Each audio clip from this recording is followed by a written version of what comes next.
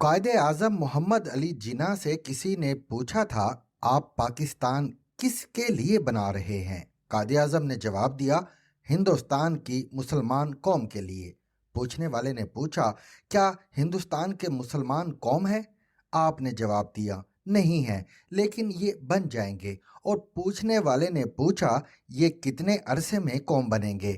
قائد اعظم نے سنجیدگی سے جواب دیا، 100 سال لگیں گے۔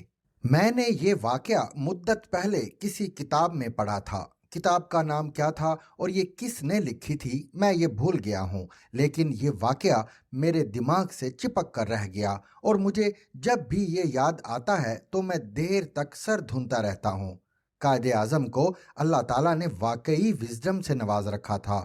وہ اس قوم اور اس قوم کے ایشوز سے پوری طرح واقف تھے۔ آپ آج بھی ان کی تقریریں نکال کر دیکھ لیں، آپ کو ان میں پاکستان کا ماضی، حال اور مستقبل صاف نظر آ جائے گا۔ مثلا آپ قائد اعظم کے 2 مشہور ترین اقوال کو لے لیں۔ یہ قول بچے بچے کو ازبر ہیں۔ قائد اعظم نے قوم کو 80 سال قبل مشورہ دیا تھا، کام کام اور کام۔ آپ قائد کی تشخیص ملاحظہ کیجئے۔ وہ 80 سال قبل جانتے تھے، میں جس قوم کی قیادت کر رہا ہوں وہ ٹھیک ٹھاک کام چور ہوگی۔ چنانچہ انہوں نے ہمیں وصیت کی، بیٹا بس ایک ہی کام کرو، کام کام اور کام۔ لیکن آپ ہماری کام چوری دیکھیے، ہم سب کچھ کریں گے مگر کام نہیں کریں گے۔ آپ اس ملک میں کسی شخص سے کام کروا کر دکھا دیں، میں پھولوں کے ہار لے کر آپ کے گھر آ جاؤں گا۔ آپ کام کو بھی چھوڑ دیجئے، ہم کام نہیں کرتے، کوئی ایشو نہیں، مگر مسئلہ یہ ہے ہم کسی دوسرے کو بھی نہیں کرنے دیتے۔ ہماری گلی میں ایک اینٹ اکھڑی ہو، لوگ روز ٹھڈا کھائیں گے لیکن اسے ٹھیک نہیں کریں گے، لیکن اگر کسی نے اسے ٹھیک کرنے کی غلطی کر دی تو پھر پورا محلہ اس کے خلاف جہاد شروع کر دے گا۔ آپ اپنے دائیں بائیں دیکھ لیں، آپ کو ہر گھر میں صرف ایک شخص جیسے تیسے کچھ نہ کچھ کرتا نظر آئے گا، باقی سارا خاندان چارپائیاں توڑ رہا ہوگا، اور جب خاندان توڑ توڑ کر تھک جائے گا تو پھر اسی کے خلاف اعلان جہاد کر دے گا جس نے سب کا بوجھ اٹھا رکھا ہے۔ اور یہ ایک آدھ خاندان کی کہانی نہیں، یہ پورے معاشرے، پورے ملک کا المیہ ہے۔ لہٰذا ہم اگر کامیاب ہونا چاہتے ہیں یا اس ملک کو ترقی یافتہ دیکھنا چاہتے ہیں تو پھر ہمیں قائد اعظم کی وصیت پر عمل کرنا ہوگا، یعنی کام کام اور بس کام۔ ہم سب کام کریں گے تو ہی یہ قوم قوم بنے گی، ہم تب ہی ترقی کر سکیں گے۔ آپ اب قائد اعظم کا دوسرا فکرہ بھی ملاحظہ کیجئے۔ قائد اعظم نے 75 سال قبل کام کے بعد ایک ہی فکرے میں اس قوم کے 3 المیوں کا ذکر کیا تھا، اور وہ تھے یونٹی، فیتھ اور ڈسپلن۔ ہم اسے اردو زبان میں اتحاد، ایمان اور تنظیم کہتے ہیں، اور یہ ہمارا نیشنل موٹو بھی ہے۔ آپ قائد اعظم کی وزڈم دیکھیے، وہ 75 سال پہلے بھانپ گئے تھے، ہمارے ڈی این اے میں یونٹی یعنی اتحاد نہیں ہے، ہم ایک منقسم قوم ہیں، لہٰذا ہمیں اپنے اندر یونٹی پیدا کرنا ہوگی۔ کیا قائد اعظم کی یہ تشخیص بھی غلط تھی؟ کیا ہم آج بھی یونٹی کے بحران کا شکار نہیں ہیں؟ ہم شروع میں بنگالی اور پنجابی میں تقسیم تھے، ہمارا وہ نفاق ہمارا آدھا ملک کھا گیا، مگر ہم اس کے باوجود باز نہ آئے، اور ہم نے ملک میں بلوچی، سندھی، پنجابی اور پشتونوں کی 1.5 اینٹ کی مسجد بنا دی۔ یہ تقسیم مزید آگے بڑھی اور ہم نے قوم کو شیعہ اور سنی، اور پھر سنیوں کو بھی اہل حدیث، بریلوی، دیوبندی اور وہابی میں تقسیم کر دیا۔ ہمارا قرآن ایک ہے، رسول بھی ایک ہے، لیکن ہماری مسجدیں الگ الگ ہیں۔ کیا دنیا میں کوئی قوم اس بے اتفاقی کے ساتھ آگے بڑھ سکتی ہے؟ اگر ہاں تو پھر ہمیں اپنا نفاق گلیوں، محلوں اور خاندانوں تک پھیلا دینا چاہیے، اور اگر نہیں تو پھر ہمیں بہرحال قائد اعظم کی تشخیص پر غور کرنا ہوگا۔ ہمیں لانگ مارچ اور سول ملٹری تقسیم ختم کر کے یونٹی اختیار کرنا ہوگی۔ آپ اب فیتھ کو بھی لے لیجئے۔ ہم نے فیتھ کا ترجمہ ایمان کر رکھا ہے، جبکہ اس کا اصل ترجمہ یقین ہوتا ہے۔ ہم نے کیونکہ جنرل ضیاء الحق کے دور میں پکوڑوں، کھجوروں اور شربت کو بھی اسلام کا حصہ بنا دیا تھا، چنانچہ ہم نے فیتھ کو بھی ایمان ڈکلیئر کر دیا، جبکہ اصل حقیقت یہ ہے قائد اعظم نے کوئی اسلامی ملک نہیں بنایا تھا، آپ نے صرف ایک ایسا ملک بنایا تھا جس میں مسلمانوں کی اکثریت ہوگی۔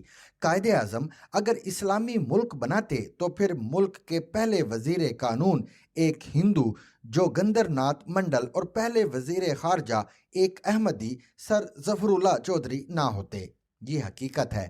قائد اعظم کی نظر میں فیتھ کا مطلب ایمان نہیں تھا، یقین تھا، اور جنرل ضیاء الحق کے اسلامی انقلاب تک سرکاری اسٹیشنری پر فیتھ کا مطلب یقین ہی لکھا جاتا تھا۔ ہمارے قومی ترانے میں بھی کسی جگہ ایمان، مذہب یا اسلام کا لفظ نہیں آیا، تاہم یقین کا لفظ ضرور موجود ہے، اور وہ ہے مرکز یقین شاد باد۔ ہم اپنے ترانے میں 75 برسوں سے نظام کی تعریف بھی قوت اخوت عوام کرتے آ رہے ہیں، اور اخوت کیا ہوتی ہے؟ یونٹی۔ چنانچہ اگر قائد اعظم کی نظر میں فیتھ کا مطلب ایمان ہوتا تو پھر حفیظ اللہ جالندھری یقیناً مرکز ایمان شاد باد لکھتے، اور یہ نہیں ہوا، لہٰذا ہم کہہ سکتے ہیں یہ ترجمہ غلط ہوا تھا، اور فیتھ بہرحال یقین ہوتا ہے، اور قائد اعظم جانتے تھے ہم من حیث القوم یقین کی دولت سے محروم ہیں، اور اگر ہم زندگی میں آگے بڑھنا چاہتے ہیں تو پھر ہمیں اپنے اوپر یقین کرنا ہوگا۔ آپ اب دل پر ہاتھ رکھ کر جواب دیجئے، کیا قائد اعظم کی یہ آبزرویشن بھی غلط تھی؟ کیا ہم من حیث القوم یقین سے محروم نہیں ہیں؟ آپ کو اگر یقین نہ آئے تو آپ کسی شخص کے پاس کھڑے ہو جائیں اور آپ اس سے کچھ بھی پوچھ لیں، آپ کو اس کے لہجے میں کھوکھلا پن ملے گا، وہ یقین سے محروم ہوگا۔ آپ کل کسی سے کسی جگہ کا ایڈریس ہی پوچھ لیں، آپ کو چند سیکنڈ میں پتہ چل جائے گا ہم یقین پر کتنا یقین رکھتے ہیں۔ قائد اعظم کی تیسری تشخیص ڈسپلن، نظم و ضبط تھا۔ یہ جانتے تھے یہ ایک ایسی قوم کی قیادت کر رہے ہیں جو آنے والے دنوں میں نظم و ضبط کے شدید بحران کا شکار ہوگی، لہٰذا آپ آج دیکھ لیں کیا ہمارے ملک میں کسی بھی جگہ ڈسپلن پایا جاتا ہے؟ ہم مسجدوں میں بھی ڈسپلن پیدا نہیں کر سکے۔ ہم آج بھی گند صاف کرنے والے کو چوڑا کہتے ہیں، جبکہ اصل چوڑے گند پھیلانے والے ہوتے ہیں۔ لوگ اپنا واش روم، اپنی پلیٹ اور اپنا جوتا بھی صاف کرنا پسند نہیں کرتے، اور یہ قطار میں کھڑا ہونا اور اپنی باری کا انتظار کرنا بھی اپنی توہین سمجھتے ہیں۔ میں ایئرپورٹس پر صاحب لوگوں کو دیکھتا ہوں، ان کے بورڈنگ پاس اور پاسپورٹ بھی کسی دوسرے نے اٹھا رکھے ہوتے ہیں، جبکہ دوسرے ملکوں میں صدر اور وزرائے اعظم اپنے بیگ خود کیری کرتے ہیں، یہ اپنی گاڑی خود چلاتے ہیں اور اپنے لان کی گھاس بھی خود کاٹتے ہیں۔ ملک میں وقت پر پہنچنا، وقت پر کام ختم کرنا اور وعدے کا پاس یہ ممکن ہی نہیں۔ آپ وقت کے پابند کسی وزیر، سیکرٹری یا بڑے غلام علی خان کا نام لے لیں، یہ لوگ غیر ملکی فنکشنز میں بھی وقت کی پابندی نہیں کرتے۔ آپ وقت کو چھوڑ دیجئے، آپ وزیر قانون کو دیکھ لیجئے، یہ بھی قانون کی پابندی نہیں کرے گا۔ ہمارا جج بھی خود کو قانون سے بالا تر سمجھے گا، اور اسپیکر بھی آئین کی پاسداری نہیں کرے گا۔ ملک آج بھی افسر اور ماتحت دو حصوں میں تقسیم ہے۔ سرکاری دفتروں میں افسروں کے واش رومز پر بھی آفیسر لکھا ہوتا ہے، اور افیسروں کے واش رومز میں ماتحت کو ہاتھ دھونے کی اجازت بھی نہیں ہوتی۔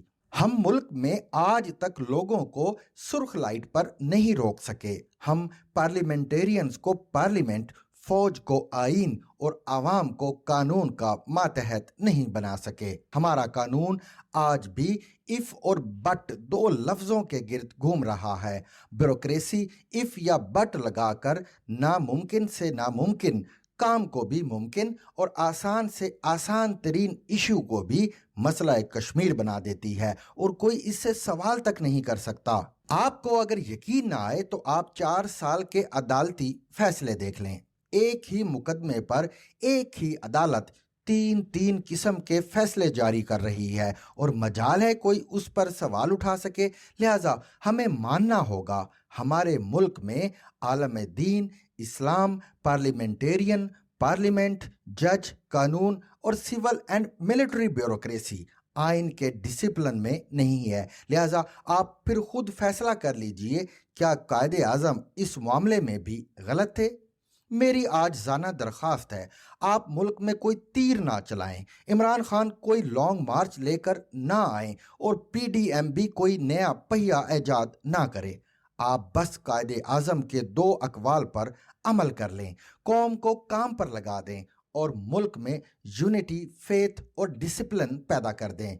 ये मुल्क दिनों में ठीक हो जाएगा, वरना दूसरी सूरत में आप कुछ भी कर लें, हम आगे नहीं बढ़ सकेंगे। और आखिरी बात, इस्लाम दुनिया का वाहिद मजहब है जिसमें सफाई को निस्फ ईमान करार दिया गया। क्यों? क्योंकि हमारा रब जानता था हम मुसलमान गंदे बहुत होंगे, चुनाचे उसने सफाई को ईमान का हिस्सा बना दिया कि शायद हम ईमान तलाश करते करते ही साफ हो जाएंगे, शायद हम इसी तरह अपने हाथ धोकर खुश्क कर लें। To watch and listen to more informative videos and Urdu, English columns, subscribe to our YouTube channel. Zigzag News explores literature,